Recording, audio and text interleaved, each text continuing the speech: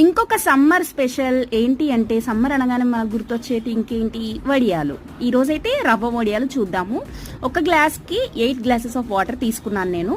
8 glasses of water తీసుకొని దాంట్లో salt వేసి చిల్లీ ఫ్లేక్స్ వేసాను. ఈ రవ్వ మనకు ఒక గ్లాస్ తీసుకున్నాం కదా, దాన్ని కూడా కొంచెం తడుపుకోవాలన్నమాట వాటర్ వేసేసి.